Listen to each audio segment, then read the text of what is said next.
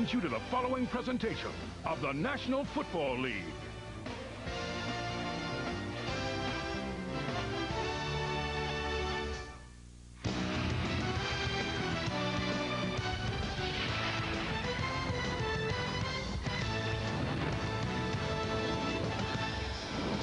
Two teams battling to keep that playoff pulse alive. The Broncos and the Jets at the Meadowlands Giant Stadium. Sellout crowd, and Denver welcome.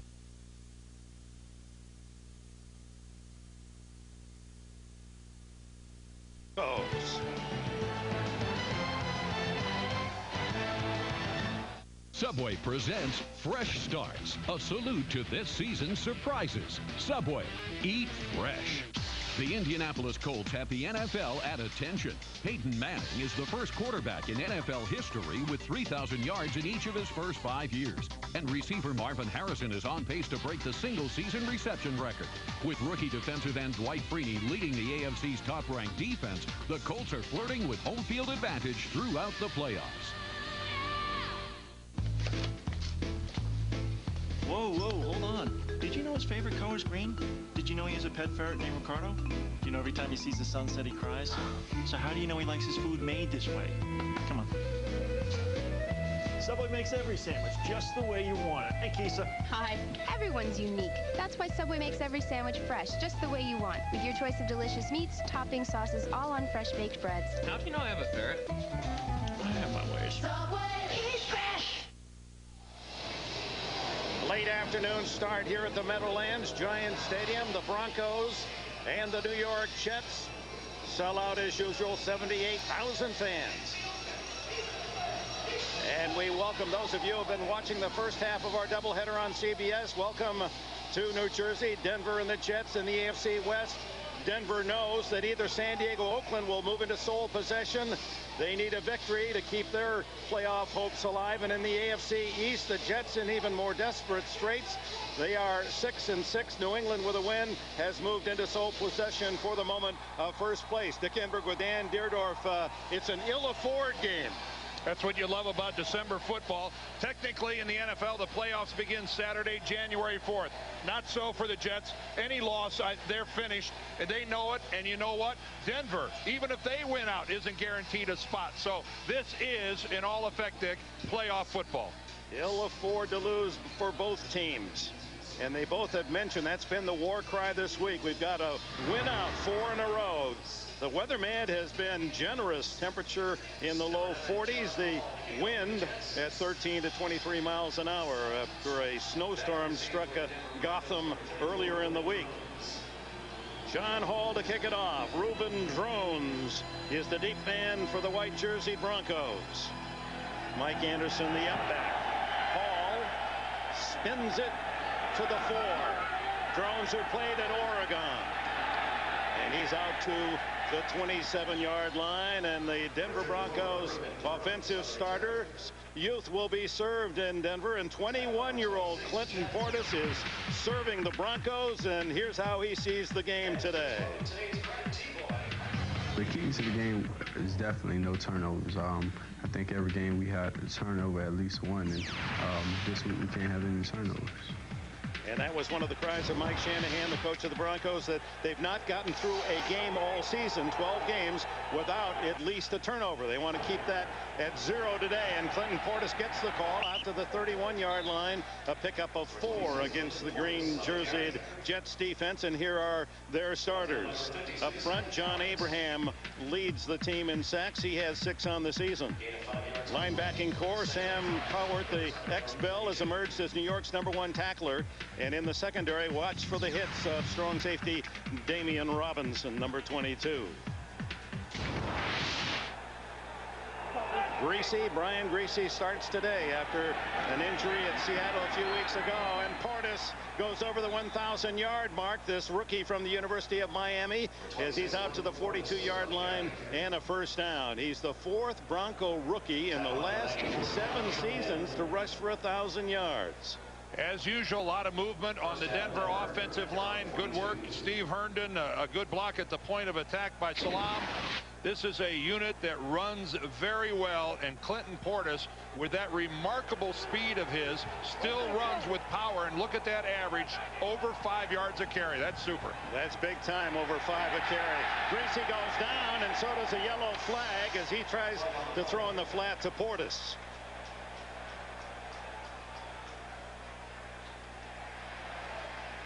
Jason Ferguson was all over Brian Greasy, but somebody on the Denver offensive line guilty of holding. Tom White, the referee today. Holding. Number 79, offense. It's a 10-yard penalty.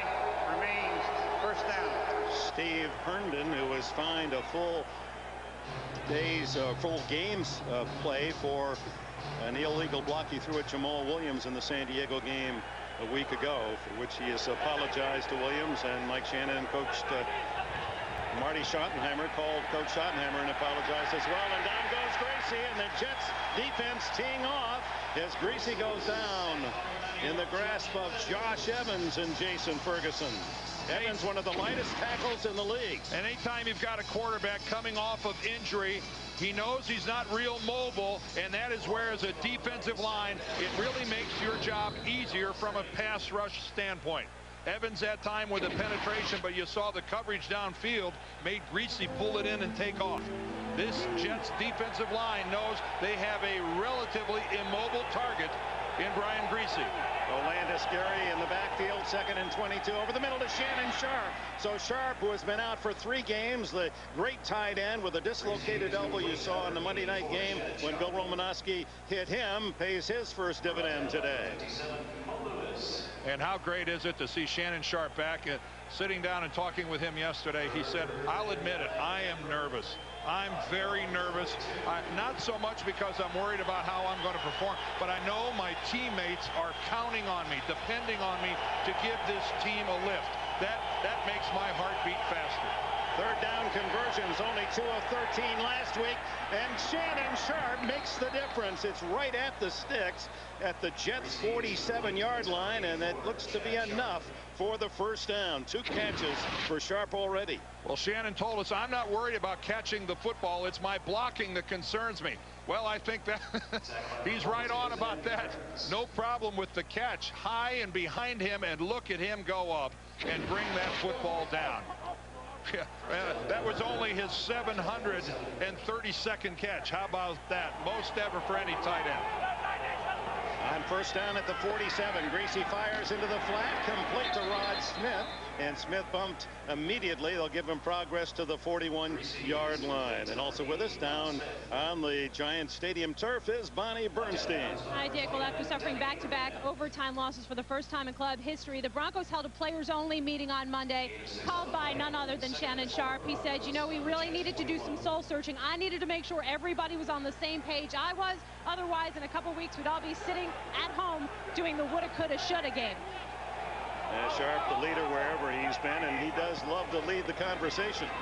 Portis cut down on a solid open field tackle by Donnie Abraham, who sprinted up from his cornerback spot. The Jets defense with Ray Mickens starting for the injured Aaron Beasley. Beasley did not dress, suffered a concussion on Monday night. So Mickens at number 24, he gives away some size at only 5'8", is at the corner. And there's Ted Cottrell, the defensive coordinator. One unusual thing about his Jets defense, they're not mostly a zone defense. They're all zone. It is a rare sight indeed to catch the Jets playing man defense. 3rd and 1, and big Mike Anderson plows to the first down at the 35-yard line. 3rd and 1 this year. Denver was just 11 for 21 until that play as Anderson converts. What is it about anybody who carries the football for the Denver Broncos? It's just, I guess, 1,000 yards. Mike Shanahan's system based on getting a running back over the 1,000-yard barrier. Let me guess. Let me see. A guy named Terrell Davis. As a rookie. On their roster now, Olandis Gary. As a rookie. In 99. Mike Anderson. As a rookie. In 2000. And now Clinton Portis in 02. How about that? Portis on cue gets the call on first down, is hit immediately by Marvin Jones. Jeff, you must 4 out of 7 years a rookie has rushed for 1,000 yards for the Broncos. System must be pretty good. I think that speaks for itself, doesn't it? And I think some pretty good coordination up front on that offensive line. Alex Gibbs, the longtime offensive line coach, is still working with this team. Mike Shanahan asking him to come back on a part-time basis. Rick Dennison is the full-time line coach. This system knows how to effectively get their running backs open. Second down and 9 at the 34. Greasy fires to Sharp, wide open, and he rolls down to the 12-yard line. 3 catches on this 11-play drive for that man, Shannon Sharp. Oh, I know he's been away for 3 weeks, but I didn't think any defense could lose track of Shannon Sharp this way. You see him there on the left of your screen. Marvin Jones working the middle. Marvin acting like somebody else had the responsibility of getting back into that zone area. Someone on the green defensive side of the ball made a major gap. That's an awfully big hole. 22-yard play. You saw Sharp wearing that elbow brace, and the give to Portis at the 12, and he gains about 4 on that first down carry, and Mean Green then collaborate to bring him down. See that? You saw that run right there, Dick. That's one of the things you have to like about Clinton Portis, who's such a fast running back. I think we wanted to see the fastest people on the field today. We'd have Clinton Portis get in a match race with Santana Moss. But yet, did you see how he puts his hat down, lowers his pad level, and digs for tough yardage? That's what you like about a guy with that kind of speed. They did sprint against each other at Miami, didn't they? And there's Portis rejected after a gain of about a yard to the 6-yard line, as Sean Ellis and others in on the stop. Well, we talked about that 5.2 yards per carry average here for Clinton Portis. Here's the guy number 1. How's that? Hall of Fame. Hall of Fame coming up for guy number 2. Hall of Fame for guy number 4. The other guys, they're working on it, with the exception of Mike Anderson, who got his shot and now moves to fullback. And his big running days are, you think, behind him. Third and a short 3 on this long opening drive. It's Olandis Gary as they bring in Gary in passing situations, hoping the Jets would look pass, and then Denver runs, but no gain as Marvin Jones there, number 55. Good read by Marvin there in the middle, but really it's Josh Evans who fights off the block at the line of scrimmage, and Josh Evans comes up and wraps up below the knees. Marvin comes in to clean up, but Josh Evans, an outstanding job there at short yardage defense. Jason Elam with a short field goal, and he knocks it through. Denver's long drive consuming more than half of the opening quarter. They lead it 3-0. Time-consuming drive of 8 minutes and a second. Shannon Sharp had 3 catches, 45 yards to lead the way. Elam settles for a 22-yard field goal. Pretty apparent by that drive, Dick, that the Broncos pleased to have Brian Greasy and Shannon Sharp back in that offensive huddle. Both of them major contributors. You bet. Chad Morton. Jets are about as good as anyone in kick returns in the league. He has 2 touchdowns, both against Buffalo in the opener. And the former USC star runs out of room at the 24-yard line as a tackle made by Sam Brandon. 6:54 left in this opening quarter at Giants Stadium. Greasy and the Broncos with the early leads. On CBS is sponsored by Southwest Airlines, proud sponsor of the NFL and official airline of Super Bowl 37. Bud Light, for the great taste that won't fill you up and never lets you down, make it a Bud Light. And by Cadillac, bold vehicles defying convention.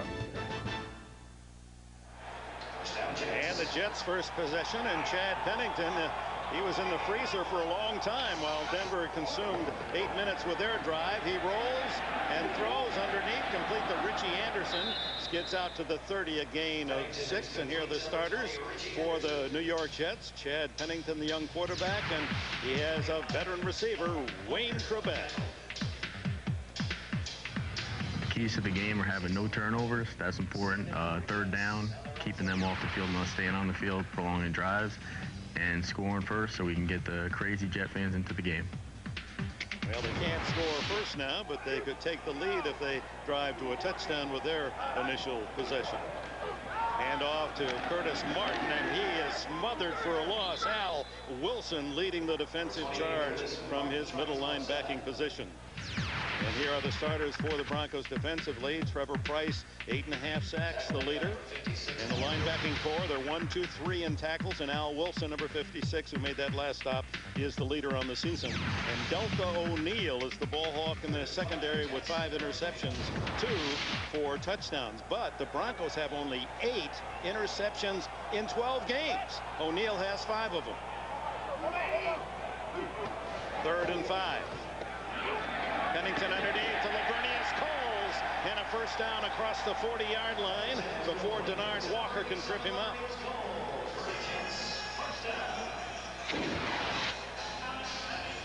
This time Lavernius Coles working from the outside, allows the slot receiver Wayne Corbett to go deep and then folds in behind him. Such a difficult pattern for a defense to try to cover. It's not a pick play, but it's a very effective way of making your man run around the confusion of Corbett going deep. And of course, an excellent throw by Chad Pennington. What's new? Saw Coles with a 10 catches, a career high against the Chargers, or against the Raiders rather, on Monday night. Big Chester on that ball almost that ball surprised Chester, kind of surprised everybody, I think, right at him. Chester didn't get off the line of scrimmage, didn't get any kind of a pass rush against Randy Thomas, and it's so frustrating for an offensive lineman. You block your guy, he never even leaves the line of scrimmage, and yet he's got enough eye-hand coordination to jump up and knock the ball down. You kind of feel victimized a little bit. On 2nd and 10, underneath to the tight end, Anthony Beck hit at the 50-yard line. 2 yards shy of a first down by Kanoy Kennedy and John Mobley.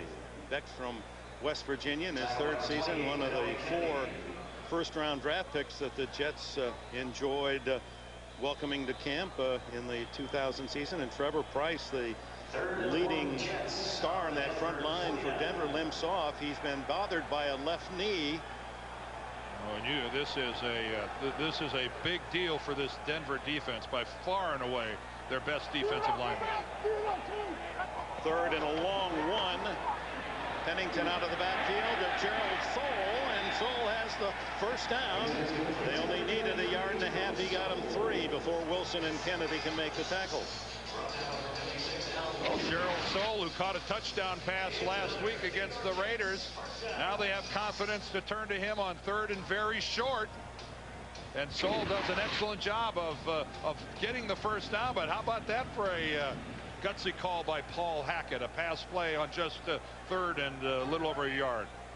This first quarter flying by. It's conceivable we could have the end of the quarter before the Jets finish their possession. Pennington to fire. Steps up and is sacked at the 48-yard line. Al Wilson has his 5th sack of the season. And it's only the 10th time, make that the 18th time, that Pennington's gone down under pressure. So many different looks offered by this defense of the Broncos. You see Ian Gold coming from the outside. He's the weak side linebacker. The middle linebacker is Al Wilson, and he comes up the middle, and you see he just fights right through the attempted block of Curtis Martin. Curtis, normally a better blocking back than that. He just put a soft shoulder into Wilson, and Wilson shed him pretty easily. So it's 2nd and 15 for the Jets. Martin weaving his way, gets the 5 back that they lost, and close to the original line of scrimmage before Gold and Wilson can make the tackle. Say, you can log on to NFL.com. Texas Tech basketball coach Bob Knight talks about growing up a Cleveland Browns fan, having John Gruden as a ball boy at Indiana University, and his relationship with Bill Belichick of the New England Patriots. It's all at NFL.com or on America Online. Enter keyword NFL.com. Herm Edwards, who's had great success in his 2 seasons winning on the road, but just 500 at home. He has the whip out. Jets need 4 straight that close out the year to entertain playoff hopes. And that will help as Wayne Corbett leaps up at the 35-yard line, and When he embraces that reception, he has another Jets first down. And what a job by Wayne Krebet of running his route to the exact distance for the first down. And then look how effectively he's going to screen off Tyrone Poole.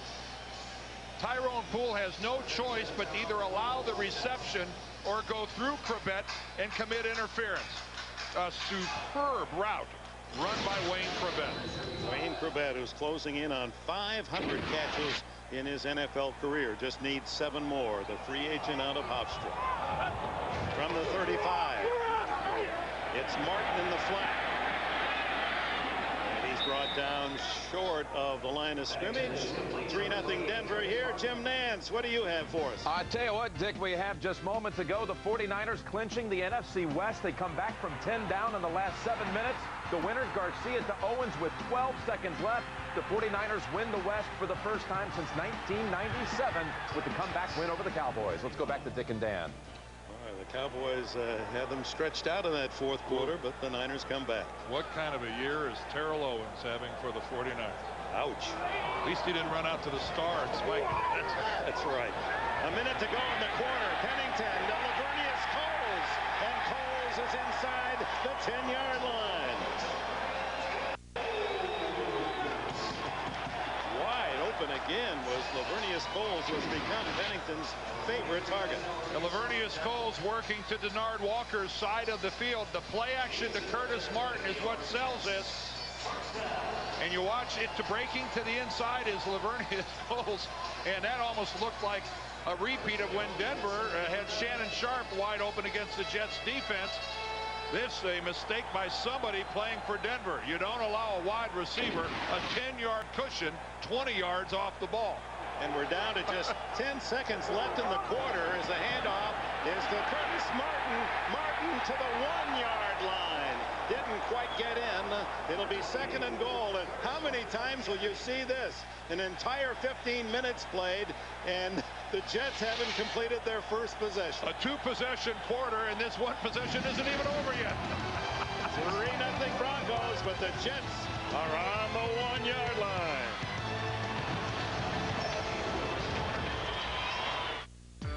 Life is full of difficult choices, and some not so difficult. When you purchase an elegantly redesigned mid-sized... They call him the Tender Warrior, but he bruises opposing defenses in 8 seasons in the NFL. Curtis Martin has rushed for 10,000 yards. This gets him over the plateau, the 16th in NFL history, and almost a touchdown with it. And keep in mind, Curtis hurt his ankle in the opening win over Buffalo. He only had a total of 98 yards in the first 4 games for the Jets when they opened up to a 1-3 record. Yeah, that's why they were 1-3. A gimpy Curtis Martin. 2nd and goal at the 1. Martin, touchdown, Jets.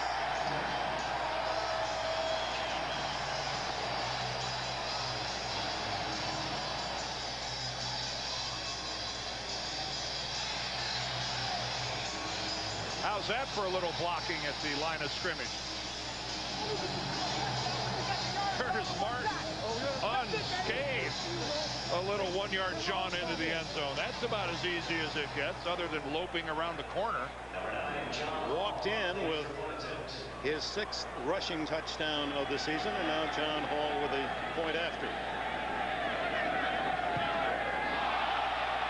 And it is unbelievable. Blocked. And the kicking game could be critical. The turf is soft, frozen some other places. We'll see. 76 yards and 13 plays. The Jets lead it 6-3. CBS is sponsored by T-Mobile. Get more minutes, more features, more service. And by Saturn, makers of the View redesigned L Series and the all-new Ion.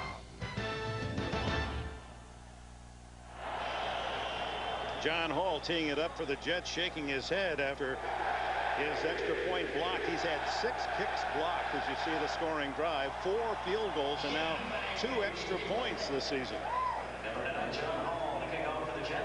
Go 6-3 the lead. Reuben Drones awaits Hall's delivery.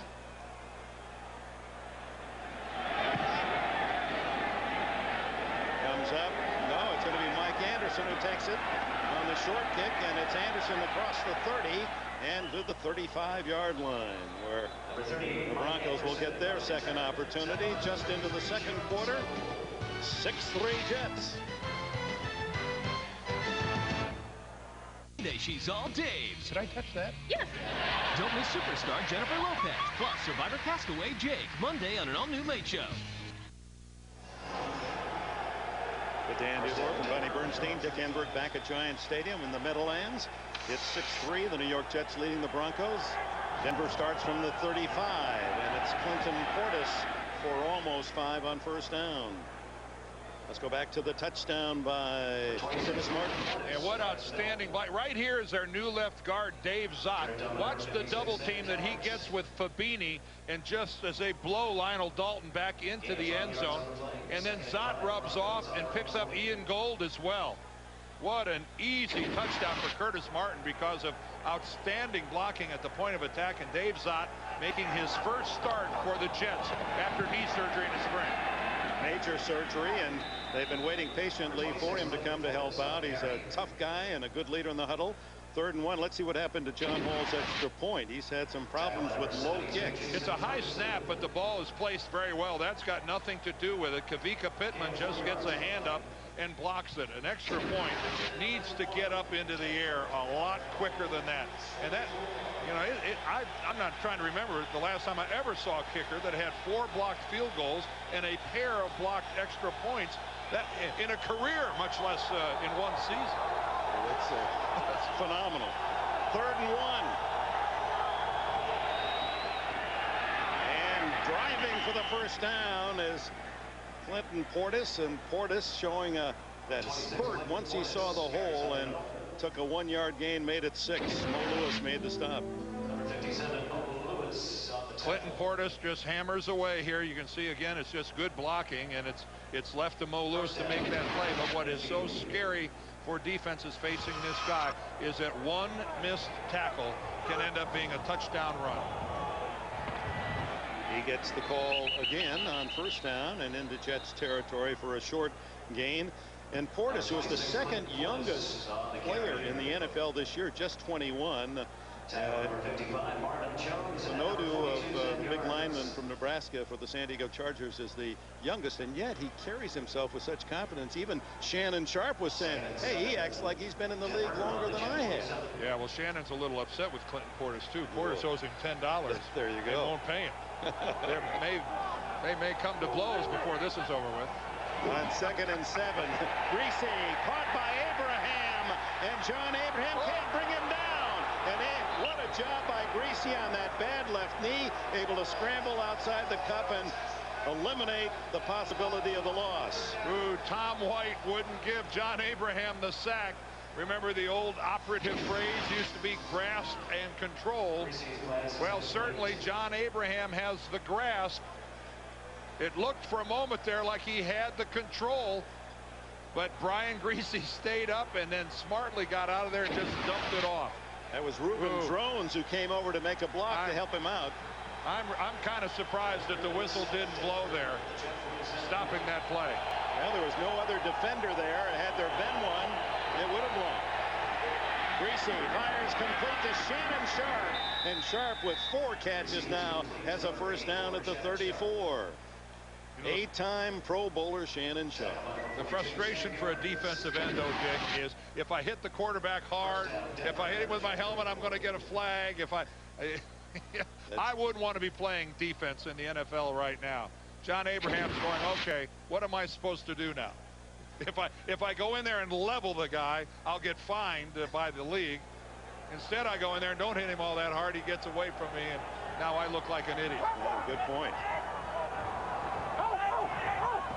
On first down, Greasy. Trailing 6-3. This one incomplete, and a flag goes down as Greasy delivers the ball.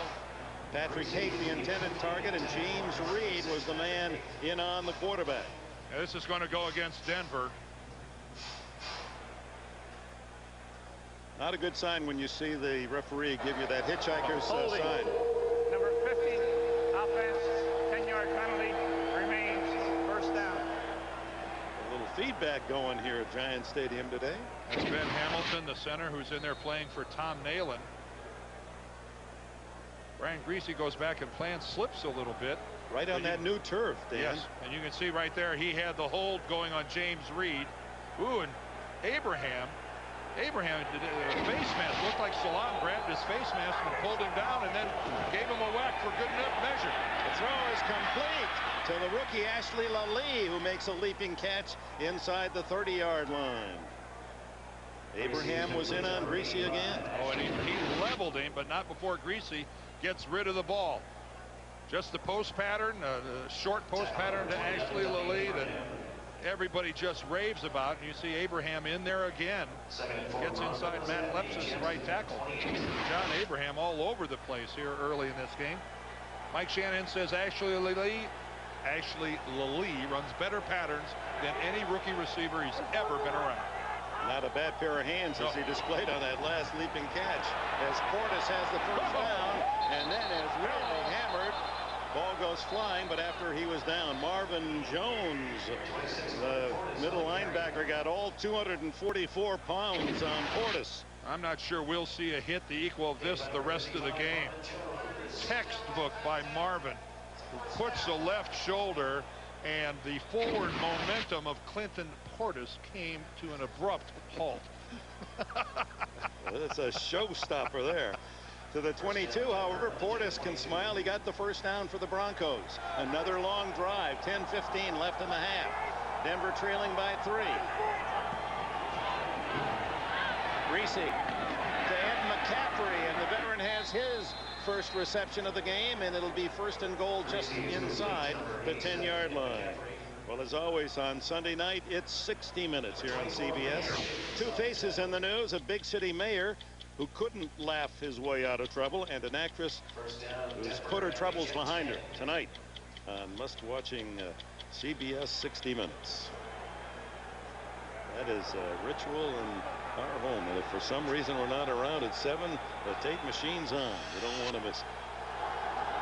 I do that too if I knew how to work my tape machine. Well, I ask my children. The throw is incomplete, intended for Shannon Sharp. Sam Coward covers. He is incomplete, intended for number 84, Shannon Sharp. I think it's pretty apparent looking at Shannon kind of grimace as he walks back to the huddle that this is some performance by Shannon Sharp of playing through some pain. That brace on his right elbow, totally dislocated, missed 3 games. We all saw it when Bill Romanowski fell on his elbow during that Monday night game, and Shannon back. 11th play of the drive. Griese to McCaffrey, hit immediately and pushed back. At the 5-yard line, they'll allow progress. Awfully good coverage by Donnie Abraham. Shannon Sharp wearing that big brace. What the brace does is it keeps his arm from coming up too much in this direction. They don't want to get his forearm pushed up against his bicep, so it restricts his mobility that way, and then obviously when he gets it almost straight, it won't go any farther that way. So it really is restricting him and protecting him going both directions in his normal arm movement. 3rd and goal from the 5, and Griese's going to throw for it. In trouble. Abraham hits him from behind. They're calling it an incomplete pass. Olandis Gary was the intended receiver, and Griese gets up slowly. And he gets up limping.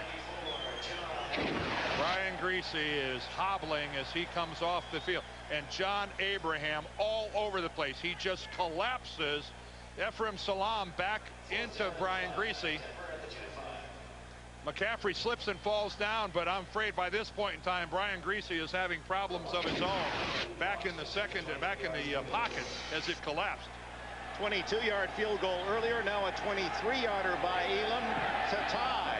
And how important was that blocked extra point by the Jets? 2 field goals, then equal 1 touchdown. We're even at 6.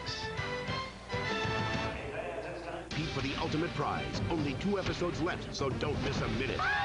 The circus has come to town. All new Survivor, CBS Thursday. We're some 21.5 minutes into this first half, and we've had only 3 possessions. Another long drive as The Denver Broncos have gone 68 yards in 14 plays and 60 yards in 13 plays and had to settle for 2 short field goals.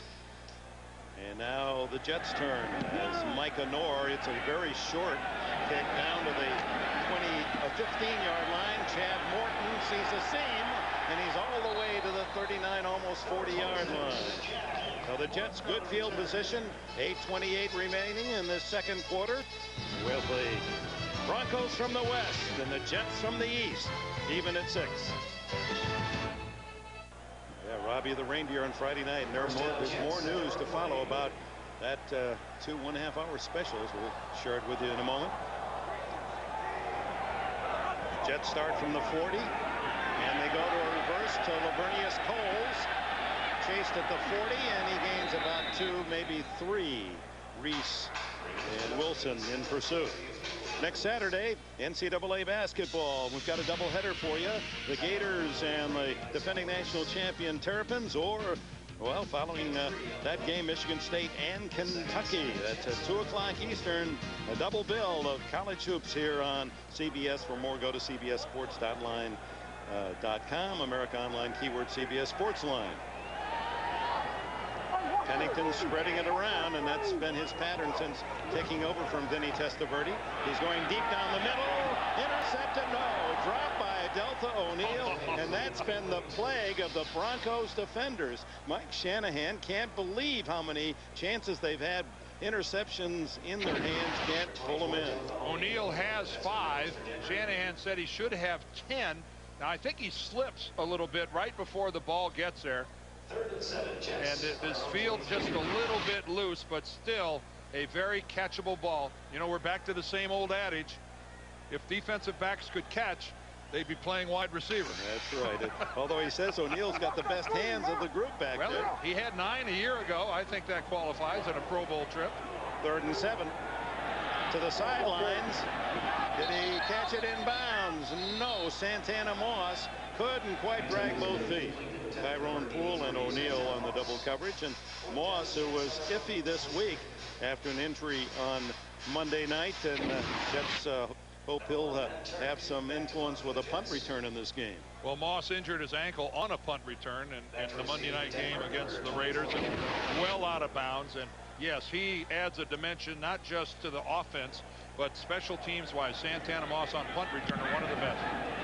Turk's kick is short. Deltha O'Neal at the 22 and out to the 31-yard line, where Jimmy Spencer, the veteran, makes the tackle. 35-yard punt, 8 on the return. We're still tied at 6. Yes, is sponsored by Miller Lite. Life is best told at a place called Miller Time. Zales, the diamond store. And by Jeep, the most respected, honored, and heroic 4x4s out there. Only in a Jeep 4x4.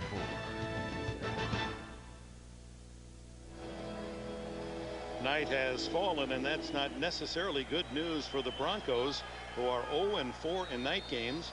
Last week's game in overtime at San Diego ended in darkness, and now darkness in New York. They're 7-0 when it stays daylight for the entire course of the game. 6-6 the score. Greasy complete to Rod Smith, and that's the 1,000th completion in Brian Greasy's career, joining John Elway as the only Bronco quarterbacks to hit the 1,000 mark. Well, this is a relatively short pass, just about 5 yards, all the way back across the field. That's a risky throw, and then it's Rod Smith who just breaks the tackle. You see he gets away from Donnie Abraham and picks up another 5 that's good enough for the first down. Actually just inches to go on second down, and Portis quickly picks up that first down at the 47-yard line, and it's not been an easy half for Brian Greasy. No, he's been under a lot of pressure, and then, you know, keep in mind, everybody, he's missed the last 2 games. You can see the brace there on his left leg as he is. And this one right here, that last hit by John Abraham left Greasy limping as he headed back over towards the Denver bench. But immediately upon arrival, he said, hey, I'm fine. I'm going to stay in. First down from the Denver 47, and Portis shoots through a good hole. and a gain of 7 to the 45. Let's go down to B squared. Well, Dick, Brian Greasy, as he comes back on the field, not limping quite as much as he did when he came up on the last series, but clearly he's not 100%. I asked him, in fact, before the game, I said, where are you at? And he just looked at me, and he kind of grimaced, and he said, I'm functional. But he, much like Shannon Sharpe, really feels that the future of this team in the playoffs is in his hands, and there's no way he's going to miss a game, even though he's not fully ready to go. Yeah, he's a campaigner like all these guys. He said 4 to go. I've got to be in there. We lost 2 in a row. Our chances for the playoffs becoming dimmer, and Portis will keep that light very bright the way he runs the ball. A first down at the 39. Here's what happened 3 weeks ago in Seattle to Brian Greasy. Back to pass, and the Seahawks Rocky Bernard, 99, falls into that left knee. Greasy replaced by Steve Berline, who threw 2 passes, 2 touchdowns, and then Berline, the quarterback, in the last 2 weeks, 2 very difficult overtime losses to assimilate by the Denver team and fans. Portis out on a wing, empty backfield underneath to Smith, and Smith a short gainer to the 34 and into the arms of Sam Cowart. Dick, we've documented Shannon Sharpe and Brian Greasy both showing how important it is. How about this guy, Dan Neal? Dan injured his knee in last week's game, had arthroscopic surgery on Monday to remove some floating particles in his knee. Took every snap in practice on Friday and is starting the game today. This guy was on a hospital operating table on Monday having arthroscopic surgery. Give off inside to Portis down to the 30-yard line, just shy of the first down by a yard. It'll be 3rd and 1.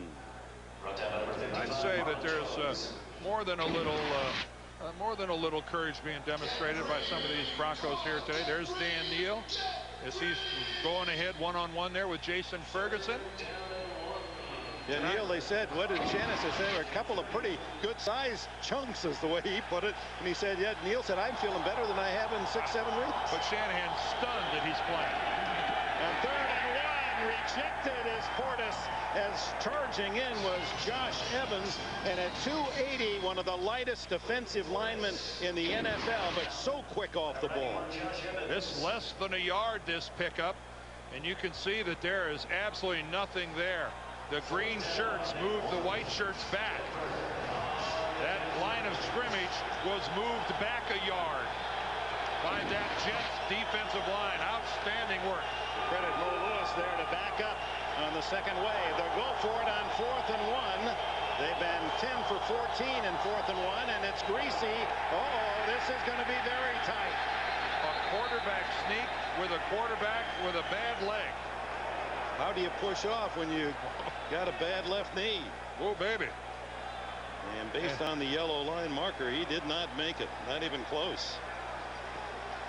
Tom White will make it official with a measurement. You know, Mike Shanahan is a brilliant play caller, and it's tough for me to say that he doesn't know it, but that is you just wonder with a quarterback who's not entirely healthy and who has a bad leg. A curious call, a really curious call. A lot of times on a quarterback sneak, you'd like to maybe go over the top. You need to maybe make a move one side or the other to find a soft spot and go for it. Greasy, I would have to think, is incapable of doing that, and he wasn't close, as Dick said. So the Jets take over on downs at their own 30 with 3 minutes left in the half. Florida takes on defending champion Maryland. Then perennial powerhouses battle as Michigan State meets Kentucky next Saturday on CBS. The Broncos with twice as many plays, twice as many first downs, twice as many yards, but the game is tied at 6 with the Jets taking over after that quarterback sneak failed, and Curtis Martin follows his blockers out to the 33 and a pickup of 3, and Big Chester McLaughlin led the defensive charge. Well, first of all, that quarterback sneak was stopped by just these 4 guys right here of the Denver Broncos. These guys of the Jets, rather. Sam Cowart came flying in late, but the front 4 alone got enough of a surge there to prohibit Greasy from getting the first down. That was outstanding work. Injured player Kavika Pittman of the Broncos.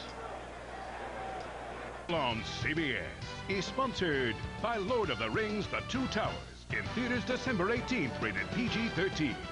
And by Motorola, bringing intelligence everywhere. Hello, Moto. A look from turf level, a well-worn floor of Giant Stadium. The Army Navy 103rd Classic yesterday on this field. Second down and 7 for the Jets, and Pennington gives to Martin, and Martin burrows to the 38. It'll be 3rd down and 2. You can follow the playoff race through the end of the season with our exclusive projected brackets on all playoff scenarios. Click on the playoff race at CBSSportsline.com or on America Online. Enter keyword CBS Sportsline. Well, the playoff race for the Jets is pretty simple. They have to win all 4 of their games, which would get them to 10-6, and then hope that that's good enough to get in. It's not necessarily so. Pennington saw the time showing down to 2 and said, let's wait. We've got a timeout here. And welcome back to the Meadowlands, where it's tied, the Broncos and the Jets, and just the whole week leading into this game, the playoff intensity, it is building. Well, if parity is the operative word in the NFL, you know that means that the last 3 or 4 weeks of the season that it's just going to be a playoff atmosphere for this entire month. There's no other way about it, with everybody bunched with records similar to one another.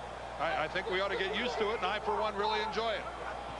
3rd and 2, and Pennington will throw, but his receiver isn't looking. He expected Coles to curl up, but he was running a fly, and it's 4th and 2 and the punt team on.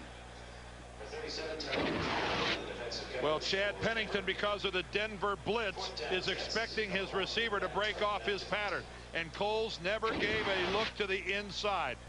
That's his responsibility to read the blitz, realize that he has to adjust his pattern, and he just fell asleep on that one. Veteran Matt Turk to punt. A very short kick to Delta O'Neal, and it's covered at the 33-yard line by John McGraw, the rookie. And the Nextel halftime report showing Jim, Dion, Dan, and Boomer. All the scores and highlights coming up on the Nextel halftime report. And boy, the AFC standings are just, Pittsburgh now only a half game in front of Cleveland. Miami will have to win tomorrow night to tie New England. Indianapolis and Tennessee are tied. San Diego and Oakland tied going in today. San Diego trailing the Raiders at last report at 10-0. But what an upset. Pittsburgh losing at home to the Houston Texans. I'll have it all straightened out for you back in the studios in New York. Empty backfield, Greasy. Open is Shannon Sharp, and he just brings such a new dimension to the entire passing game. Dick, anytime a football team has a future Hall of Famer, a player whose leadership skills are in the locker room as well as on the field, anytime a player of that magnitude rejoins the team, it uplifts the play of everyone else on the roster. That's what great players do. They make everyone around them better. Right back to Sharp and into Jets territory. He's tackled at the 47-yard line, and Denver will use one of its 3 timeouts with 1:11 remaining in this first half. Thursday on Survivor, only 2 episodes left. Don't miss the countdown to the finale. Who will be the final 4 with a chance to walk away a millionaire? Find out on an all-new Survivor Thursday at 8, 7 Central on CBS, America's most watched network. Greasy and the Broncos tied with the Jets at 6 here. The final minute, 11 seconds of the opening half. Greasy on 2nd down, underneath, complete, and it's Sharp again. And we talk, and we have, and everyone who followed the Oakland Raiders all year praising justifiably Jerry Rice and Tim Brown, and how at their age they just seem to be at that same excellent level. How about Shannon Sharp coming off an injury? Well, he's such a dedicated player in superb physical conditioning, and he told us, when I quit, it's going to be the preparation that forces me to quit. Pass underneath to Landis. Gary running for the sidelines and gets out of bounds to stop the clock at the 31. James Darling hounding him off the field of play. Well, we're getting a very good look at efficiency here by Brian Griese in this offense of Denver. James Darling had no chance of catching Gary, who smartly gets out of bounds, but working underneath, being patient, working against this Jets zone defense, taking the small stuff, realizing that when they started with a full complement of timeouts that they had lots of time to work the middle of the field. Griese down the shotgun on 2nd and 3. Dumps it off to Gary. 25-20 and out of bounds to stop the clock at the 23. And Brian Griese is 15 for 18 in this first half. And I would say conservatively that Gary was the third guy that Brian, look at him work the right of the field. Look at him, look. Checks down all the way back across the field to Landis Gary. Now that's smart play by a quarterback there. Worked his way across the entire field to find the open guy. And they saved the timeout, so Broncos have 2 timeouts. They're down to the 29-second mark. First down at the 18. Incomplete. It went by Clinton Portis, and Ashley Lilly actually was open in the corner of the end zone. And as always at halftime, the Nextel halftime report. Jim Nance and his crew, Dan and Dion and Boomer, will have the scores and highlights. They got a lot to cover on the Nextel halftime report today. One of the advantages to Brian Griese on this drive is primarily they've been working out of the shotgun, and that makes it a whole lot easier for a quarterback with a bad knee. Here he goes under center, but it's less work to start from the shotgun if you're protecting a leg.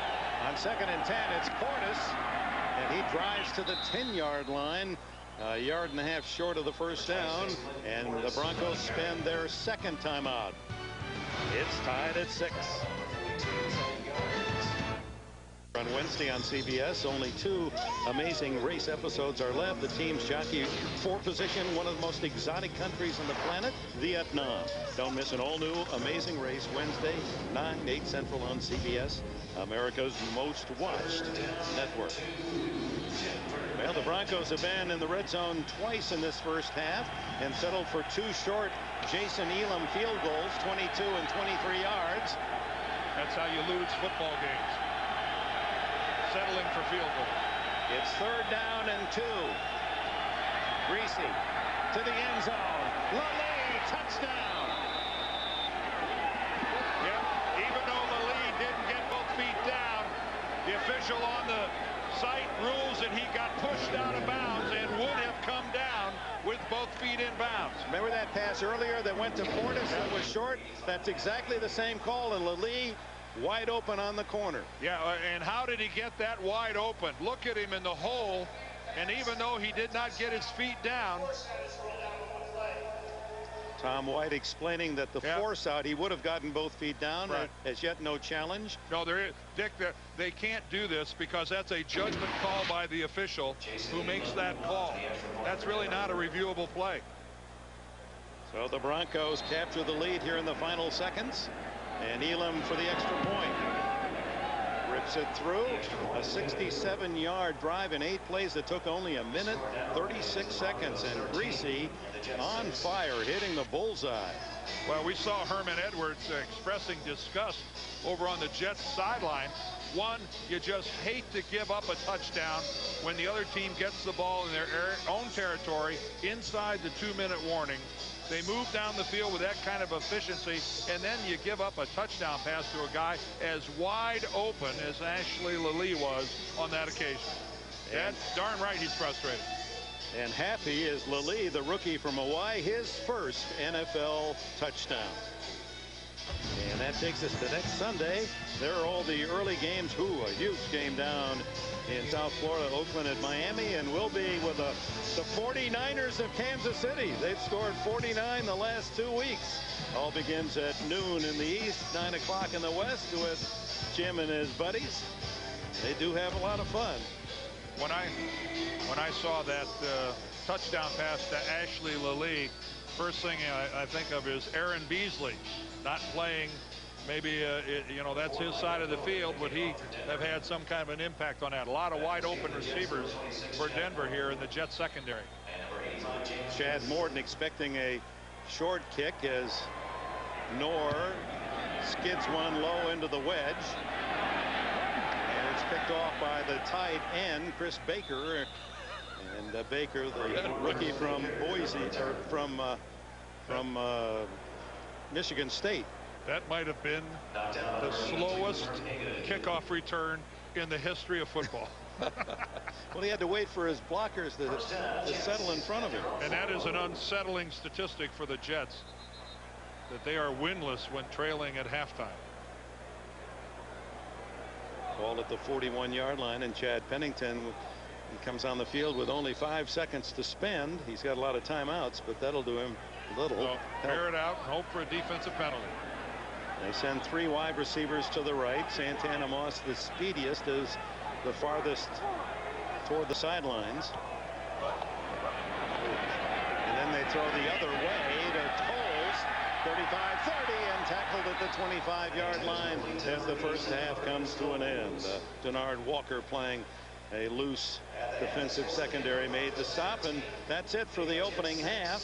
Lots of long, time-consuming drives, and the Broncos put one together for a touchdown just before the half. That should please Mike Shanahan. Bunny?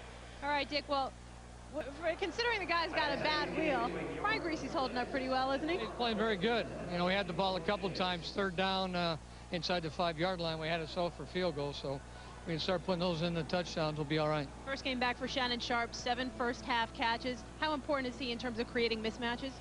Well, he's made some big-time clutch plays, and, you know, you expect that from a veteran player, and hopefully he can do that in the second half. Coach, thank you. And that'll do it for this first half at Giants Stadium, with the Denver Broncos leading the New York Jets 13-6. Coming up next is the Nextel halftime report after this message and a word from your local station.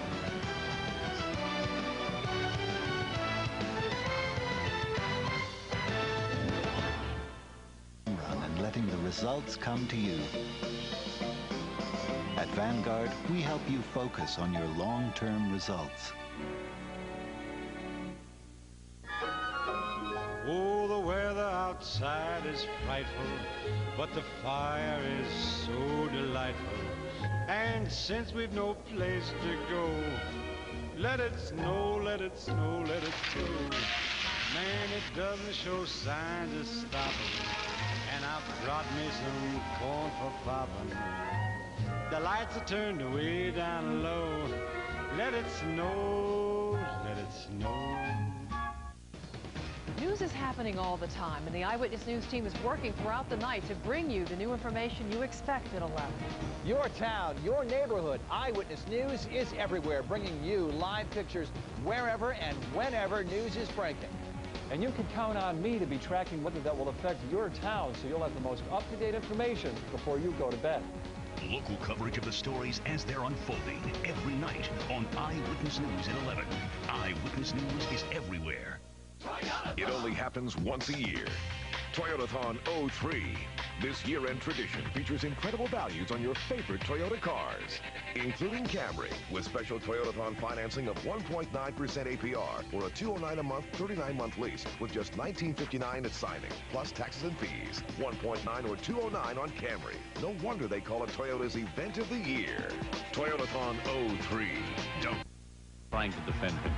Teammate Kobe Bryant was more huggable, though not in his native Philadelphia, where he was jeered after being named All-Star Game MVP. Don't take it personal. Santa Claus was once booed in the city of brotherly can't get no love. There was plenty of noise in the West, too, some of it coming from a certain ref-baiting billionaire owner. His running and gunning Dallas Mavericks made most of their noise on the court, but it was the quietly efficient Tim Duncan of San Antonio who was named league MVP.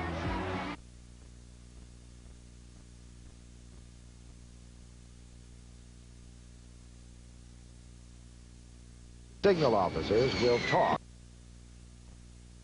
And great championship series. It's to be maintained up to the point when hook meets wire.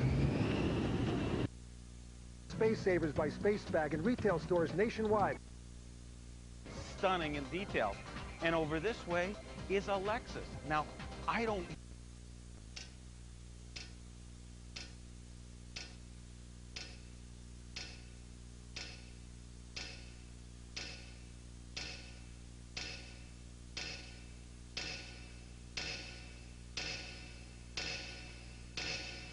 Nextel, bringing you wireless solutions. All right, while the Broncos and Jets battle, we bring you back here off 5th Avenue in New York. Jim Nantz, the Nextel halftime report with Dan Dion and Boomer. And, you know, Boomer, for Chad Pennington, his first 8 starts, he led at halftime in all 8 of them. First time now he's trailed at halftime. You know, this is not Chad Pennington's problem. This is the defense of the New York Jets. Already 200, and close to 84 yards given up on the, total by the Denver offense. So I think that the defense has got to tighten up for the Jets. They're keeping it close. Now that Chad Pennington will take over in the second half. All right, big game going on out in San Diego. The Chargers hosting the Raiders. It was 10-0 Oakland. They took it right down the field on their first drive. Charlie Garner got in. Yeah, so many weapons, but you turn around down here. You want to give it Charlie Garner. He's going to hit the hole quick and punch it in. Right now, LaDainian Thompson only 21 yards on the day, but he gets in over top for the 1-yard touchdown. This is going to be a good game. Up in Seattle, Philadelphia continues to impress. Feely has thrown a touchdown there as the Eagles lead. Hasselbeck has been picked twice. New Orleans over Baltimore, but the Ravens are moving the football on the ground, trailing by 6. Lewis getting in for the Ravens. And the Lions with a 3-point lead. Plummer's thrown 2 scores for the Cardinals. Harrington 1 for Detroit. Patriots sweep the season series on the Bills, Dan. And Bledsoe struggled a little bit today. I think he had 4 interceptions. Tom Brady on the day. 2 touchdowns to 10 different receivers, no sacks. Great game all the way around for New England Patriots. Hey, Peyton Manning, 3 picks, but Steve McNair right here playing Simon says, sign John Simon for 42 yards for the touchdown. Then Eddie George, second on the day, runs up the hole for 7 yards, 27-17 Titans. And how does Houston beat Pittsburgh? Well, you play takeaway. How about 5 of them? Here's an interception return by Aaron Glenn for 70 yards, the second for Aaron Glenn. That's how you beat the Pittsburgh Steelers. And here's the play of the day. Tim Couch, great second half, coming from behind, last play of the game, throwing it up. You want to see a miracle? Quincy Morgan, 50-yard touchdown. Tell us about your heroics, Tim. It's a long shot to make a play like that, but, I think the guys in the huddle believed in, we still had a shot to throw it up, and as long as there's time on the clock, we're going to play till the end. Most points ever given up by the Cincinnati Bengals, 52. Muhsin Muhammad right here on the end of a reception from Rodney Peete. Michael Vick only 140 total yards, and Brad Johnson second. Hit 4 touchdowns on the day. That one to Jared Vicious. Priest Holmes, touchdown right here, 24th of the year as Kansas City wins. With 17 seconds left, who are you going to find? Terrell Owens, second one on the day. Oh, it's good. 21-27, Terrell Owens. 49ers win the division with that comeback win. And Tiki Barber goes over 1,000 yards right here. 2-yard touchdown run. Giants win 27-21. And keep a glimmer of hope alive. Yeah, 7-6 now in the season. The Giants with that victory. Thanks for being with us on the Nextel Halftime Report. CBS Sports presents the Nextel Halftime Report. Nextel, bringing you wireless solutions. CBS Friday. Rudolph the red-nosed reindeer. Everyone's favorite reindeer returns. Then meet the new reindeer in town, Robbie. Starring the voices of Ben Stiller. I have got it. Britney Spears. Leah Remini. Robbie, let's not beat around the bush. Brad. Monday on CBS. On the bush. Brad. Monday on CBS. It's all here. While you are dealing with another round of winter weather, the Eyewitness News team was working to bring you the most up-to-date information. Good evening. The roads are very slick out there right now. The snow continues to fall. Live reports from Norwich to New Haven and all points in between on how the snow is impacting the places you live and work. Plus constant weather updates so you would know how much snow was piling up in your neighborhood and when it would end. Eyewitness News is everywhere for you when the big storms hit. Holiday shopping. You've got it down. And Dodge is the power behind your plan. Because Dodge Caravan handles it all with ease. Thanks to the convenience of available power sliding doors and power rear hatch. And it all comes with 0% financing for 60 months or a $2,500 cash allowance. Plus our 770 powertrain limited warranty that Ford, Chevy, Honda, and Toyota don't match. Get to the Dodge Power shopping spree in time for those intimate holiday gatherings. Just hear those sleigh bells jingling, ring, ding, jingling too. Come on, it's lovely weather for a sleigh ride together with you. Outside the snow is falling and friends are calling yahoo! Come on, it's lovely weather for a sleigh ride together with you. Lease a loaded Ford Explorer 4x4 for $377 a month or get 0% financing. $377 or 0% during the Ford year-end clearance now. Let's take the road before us and sing a chorus or two. Come on, it's lovely weather for a sleigh ride together with you. From Torrington to Tolland, Norwich to New Haven, and all points in between, Eyewitness News is everywhere. Eyewitness News is in your neighborhood, bringing you. And welcome back, ready for the second half with the Denver Broncos driving with 11 seconds left in the half to score that go-ahead touchdown. The missed extra point still playing and already a big manner. And it's really, Dick, the story of this first half was Denver's efficiency. They've yet to punt the football. The only time they turned it over was when they went for it on that Brian Greasy quarterback sneak and didn't get it.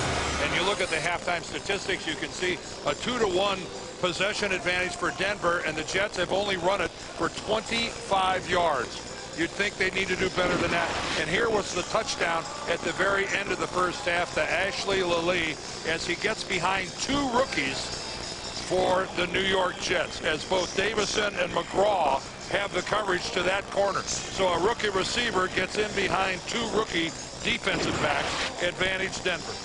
And Lilly aglow with his first NFL score.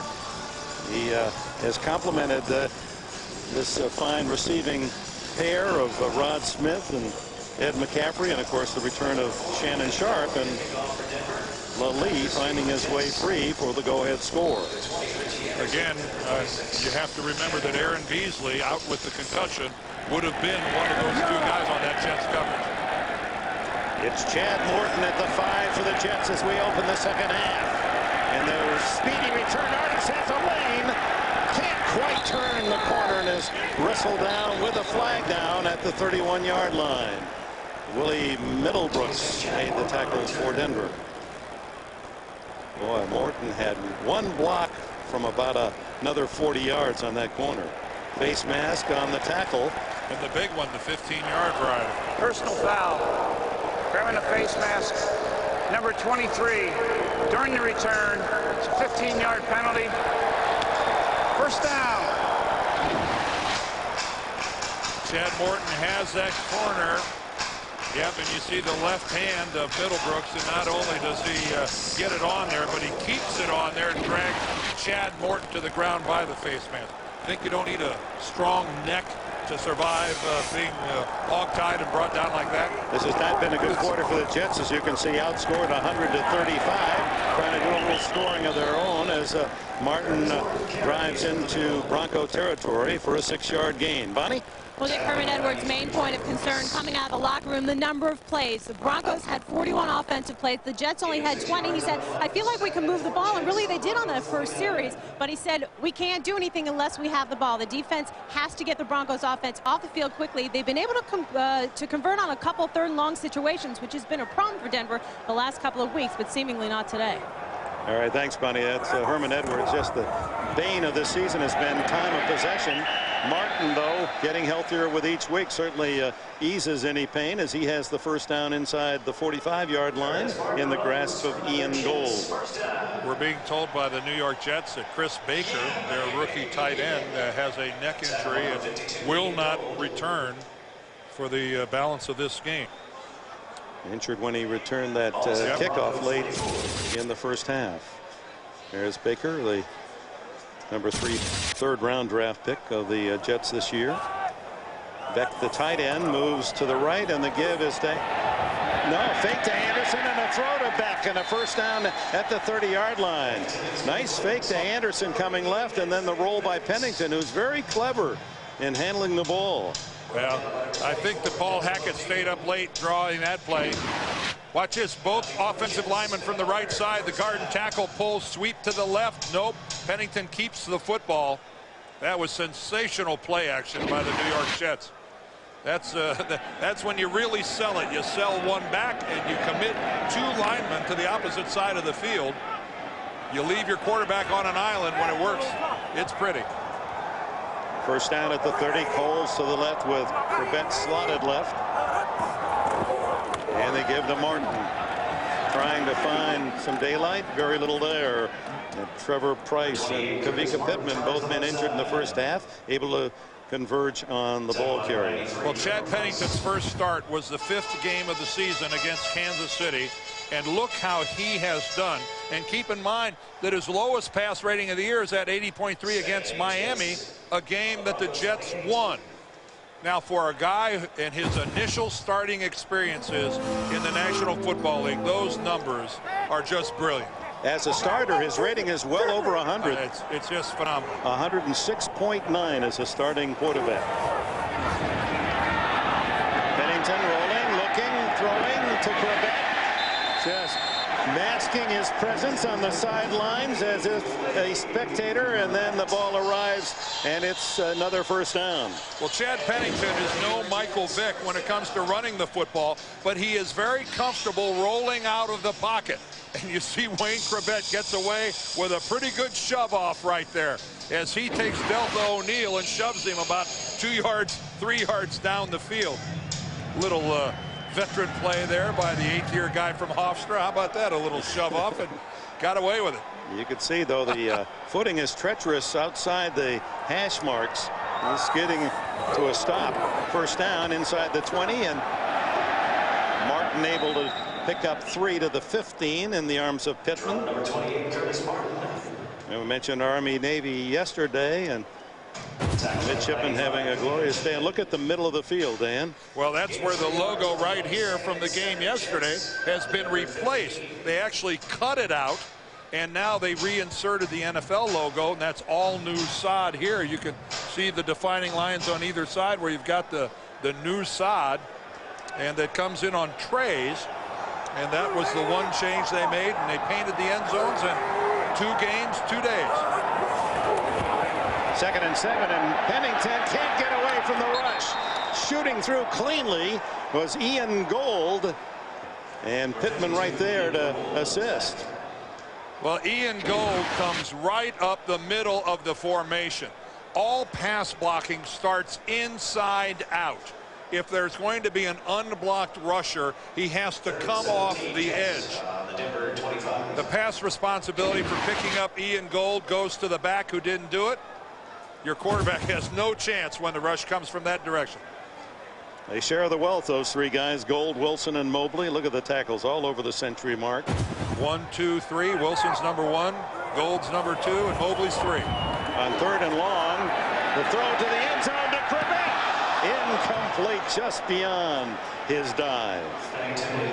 Kanoy Kennedy a step behind, and out comes John Hall and the field goal unit. Well, even though this results in an incompletion, Wayne Corbett working there in the slot apparently is much more of a part now of the Jets offense. Wayne went public a couple of weeks ago complaining about the fact that he seems to have been forgotten in this Pennington-Lavernius-Coles relationship, but Wayne Corbett every week seems to be a bigger part of this Jets offense. 43 yards. He gets this one up, and he drives it through after having an extra point blocked. Always a bit of excitement with that ball placed down. 13. Provided by the NFL for the private use of our audience. Any other use of this telecast or any pictures, descriptions, or accounts of the game without the NFL's consent is prohibited.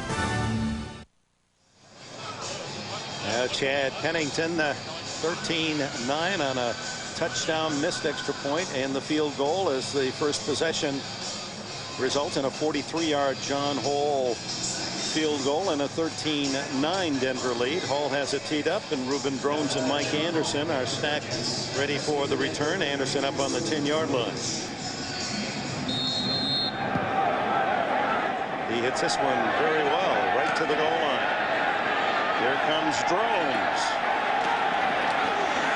to the 35, 44-yard line, as he has taken over that kick return duties and done an excellent job. Reuben Drones, James Darling made the tackle, and the Broncos answer with good field position.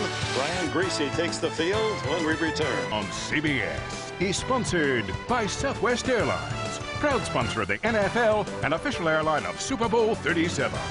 IBM, taking business to the next level with e-business on demand.